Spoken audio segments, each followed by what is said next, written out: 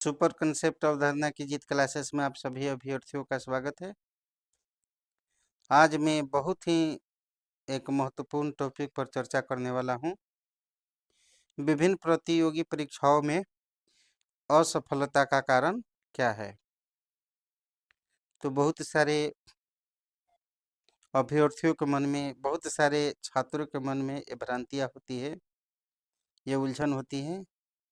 इस तरह के प्रश्न पैदा होते हैं कि प्रतियोगी परीक्षाओं में सफलता का कारण क्या है और असफलता का कारण क्या है। तो इससे पहले एक संदेश। हम कल्पनाओं के हवाई पुल तो बांधते हैं, हम कल्पनाओं के हवाई पुल तो बांधते हैं, लेकिन मेहनत करना नहीं चाहते। हम कल्पनाओं के हवाई पुल तो बांधते हैं, लेकिन मेहनत करना नहीं चाहते। परिणाम तो हमें असफलता हाथ लगती है। यदि जीवन में सफलता हासिल करनी है तो इस विचार पद्धति को बदलना होगा। विपत्तियों की भट्टी में टपकर कुंदन की भांति अपने व्यक्तित्व को निखारना होगा। लक्ष्य पर अडिग रहो, लक्ष्य पर अडिग रहो। वस्त्र की भांति अपने विचारों को मत बदलो। देखना देखना एक दिन जीवन की जौहर क्या रंग लाती है। मंजिल खुद ब खुद चली आती है। तो इसी शुभ संदेश के साथ जो है आज का इस महत्वपूर्ण टॉपिक पर मैं चर्चा करने वाला हूं कि विभिन्न प्रतियोगी परीक्षाओं में असफलता का कारण क्या है। तो किसी भी प्रतियोगी परीक्षाओं में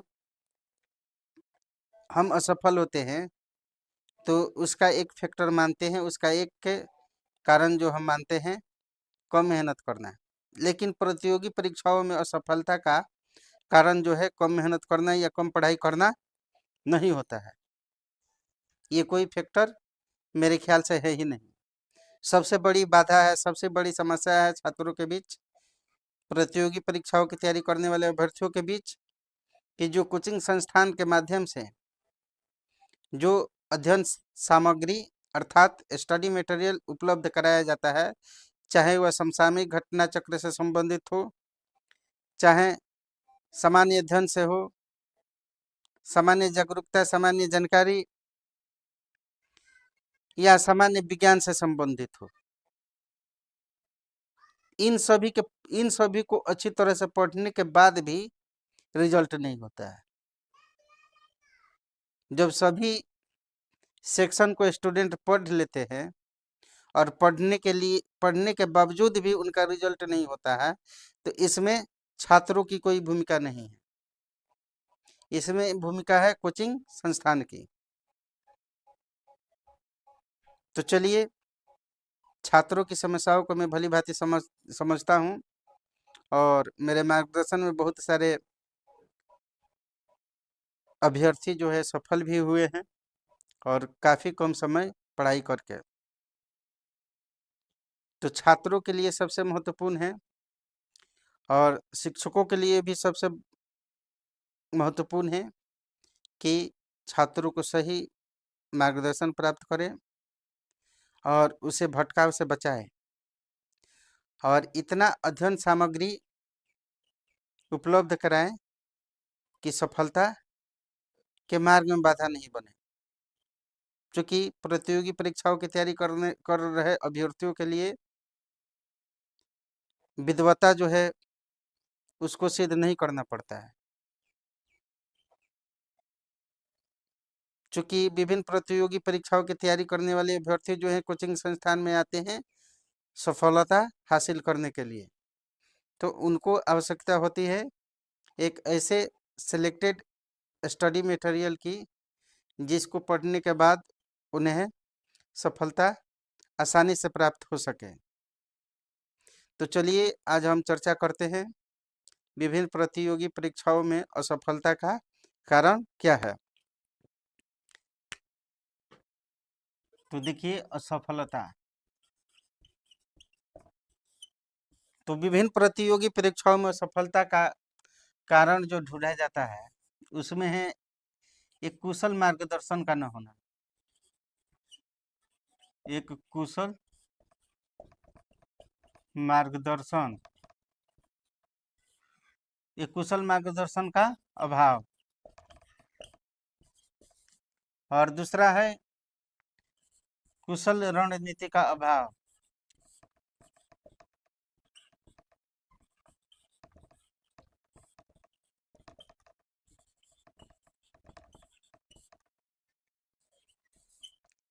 और तीसरा है पर्याप्त अध्ययन सामग्री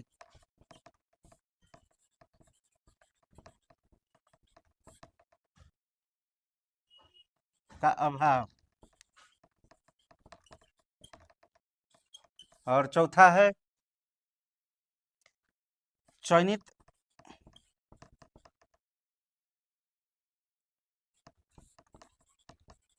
अध्ययन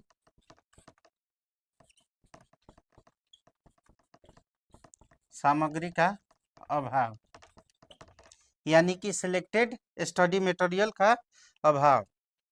तो किसी भी प्रतियोगी परीक्षाओं में असफलता का कारण जो है कुशल मार्गदर्शन का न होना है, और दूसरा है कुशल रणनीति का अभाव है, और तीसरा है पर्याप्त पर्याप्त अध्ययन सामग्री का अभाव है, और चौथा है चयनित अध्ययन सामग्री का अभाव, और पांचवा है संतुलित तैयारी का अभाव।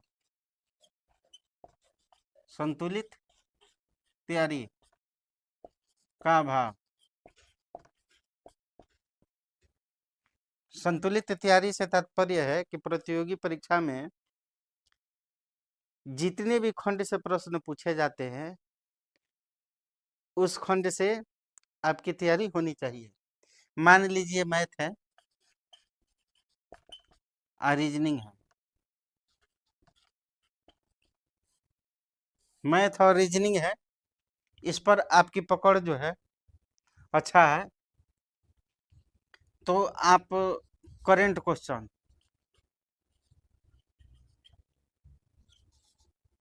साइंस,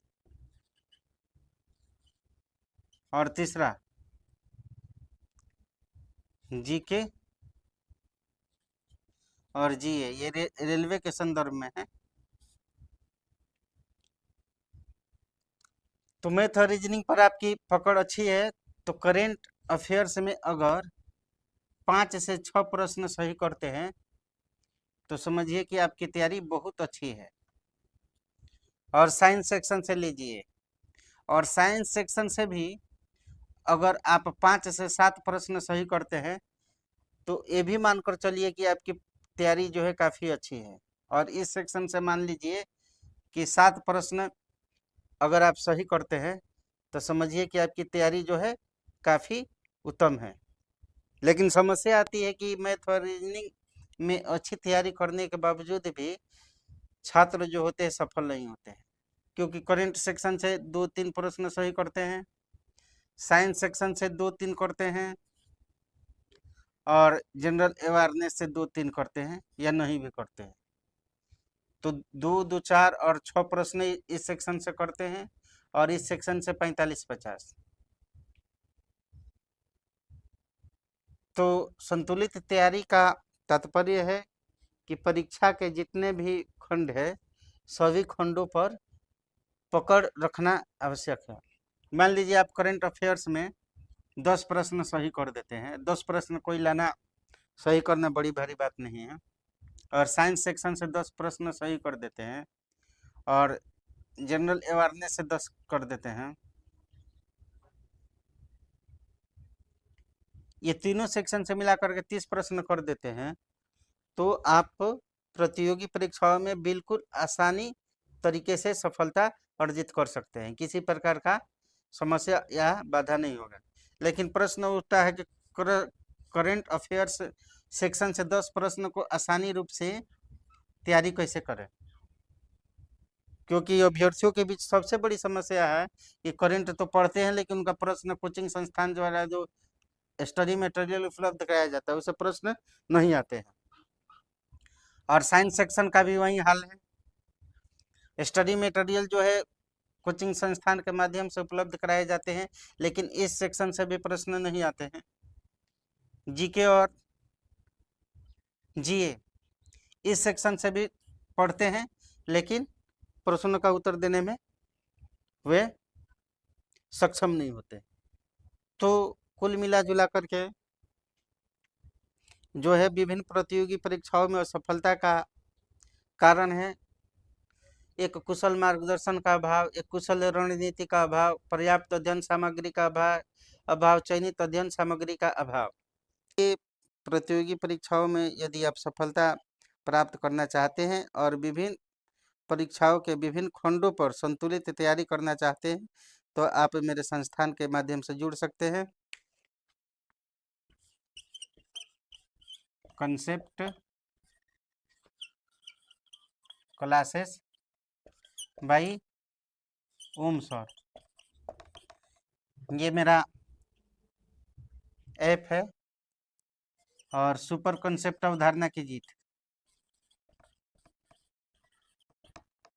सुपर कंसेप्ट अवधारणा की जीत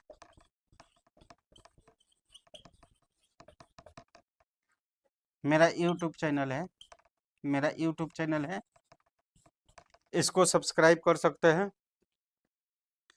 और साथ ही समसामयिक घटना चक्र में, समसामयिक घटना चक्र में 10 से 12 प्रश्न सही करना चाहते हैं और विज्ञान सेक्शन से 15 प्रश्न सही करना चाहते हैं और जीके और जीए, जनरल नॉलेज और जनरल अवेयरनेस सेक्शन में 10 से 12 प्रश्न को प्लस करना चाहते हैं तो आप मेरे concept classes by Om sir app से जुड़ सकते हैं। अर्थात सुपर कंसेप्ट अवधारणा की जीत क्लासेस में जो यूट्यूब चैनल है मेरा उससे जुड़ सकते हैं और उसे पूरा स्टडी मटेरियल तो प्राप्त नहीं होगा लेकिन कुछ स्टडी मटेरियल आपको उपलब्ध कराया जाएगा। तो समसामयिक घटना चक्र 10 से 12, विज्ञान 15, जीके और जीए 10 से 12 प्लस करना चाहते हैं तो आप concept classes by Om sir app को डाउनलोड कर सकते हैं और वहां पर विभिन्न प्रतियोगी परीक्षाओं के लिए स्टडी मटेरियल उपलब्ध है, आप उसे बाय कर सकते हैं। मेरे ख्याल से प्रतियोगी परीक्षाओं की तैयारी कर रहे अभ्यर्थियों के लिए सबसे बड़ी समस्या क्या होती है?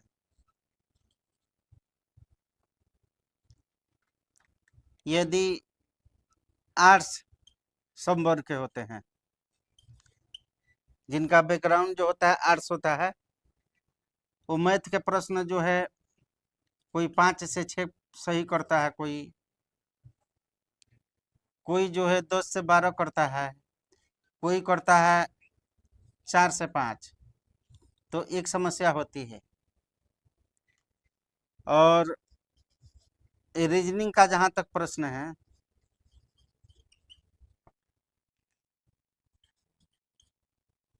तो रीजनिंग किसी भी अभ्यर्थी के लिए समस्या नहीं है। रीजनिंग की तैयारी जो है कोई भी स्टूडेंट जो है अच्छी तरह से कर लेता है, लेकिन समाज अध्ययन के जो है मानविकी विषय के जो अभ्यर्थी है उनको मैथ में कठिनाई होती है। कोई 5 से 6 करता है, कोई 10 से 12 करता है, कोई 4 से 5 करता है, किसी से मैथ बनता ही नहीं है, तो ये समस्या होती है। और जो विज्ञान सेक्शन के हैं उनका रीजनिंग अच्छा होता है और उसके बाद जो है मैथ अच्छा होता है, रीजनिंग और मैथ अच्छा होता है, लेकिन इसमें 0 परफॉर्मेंस है उनका होता है, इसमें जो है परफॉर्मेंस उसका शून्य हो जाता है और जीके और जीए में भी उनका परफॉर्मेंस जो है शून्य हो जाता है।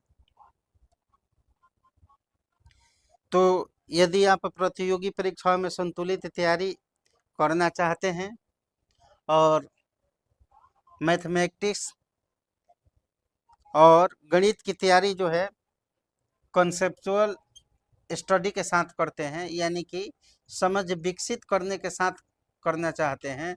और रीजनिंग के सेक्शन से भी होता है कि बहुत सारे अभ्यर्थी हैं इसके सभी प्रश्नों को हल नहीं कर पाते हैं, जैसे स्टेटमेंट से संबंधित प्रश्न हैं, पूर्व धारणा इत्यादि, इसमें कठिनाई महसूस होती है। तो यदि रीजनिंग सेक्शन से 90% से 100% तैयारी करना है, मैथ सेक्शन से 90% से 100% तैयारी करना है, और इस सेक्शन से इस तरह तैयारी करना है, तो आप मेरे ऐप के माध्यम से मेरा मार्गदर्शन प्राप्त कर सकते हैं और काफ़ी कम समय में सफलता अर्जित कर अपना मान सम्मान, परिवार का मान सम्मान, गांव का मान सम्मान और जिला का मान सम्मान को बढ़ा सकते हैं। धन्यवाद।